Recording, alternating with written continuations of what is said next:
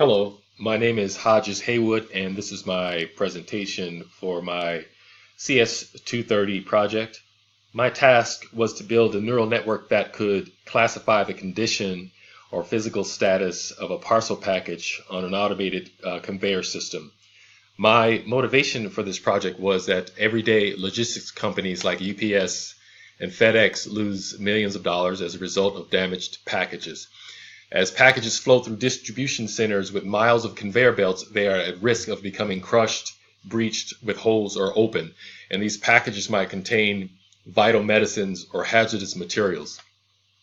Currently, the current system is monitored manually, which increases the possibility for errors and limits scope, because humans make mistakes and we can't see everything and we can't see everywhere. So I proposed to build a neural network classification system that can detect whether a package is damaged, and maybe with future work connect the neural network to a camera and place strategically throughout a automated conveyor system like this one here. This automated conveyance system is located in Atlanta, and it's a smart hub. It's fully automated, and all these green curves and lines represent basically miles of conveyance belts. So anything could happen in any point on this graphic.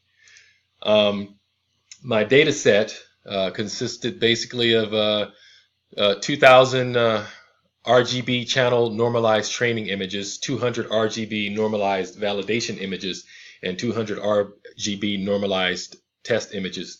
And each image was 128 pixels by 128 pixels. And here are some examples of damaged packaging here. You can see the holes, you can see the tears, or you can see the splits.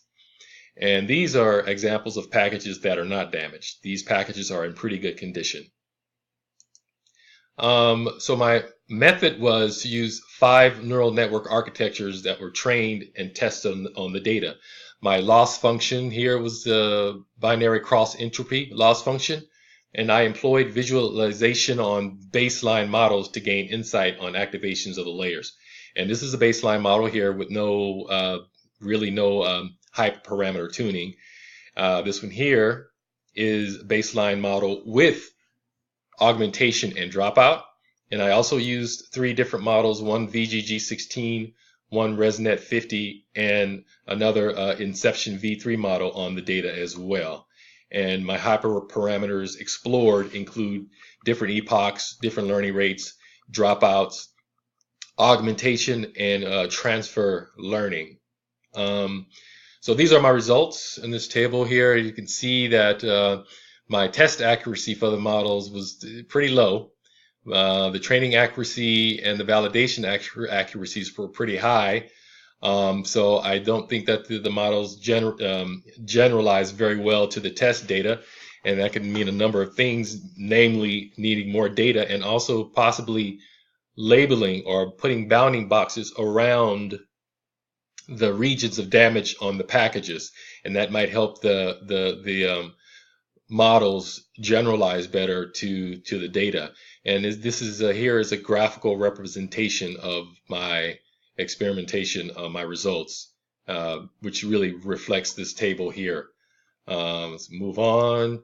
And these are some visualization of layers that I did on the baseline model and also on the baseline model with augmentation and dropout.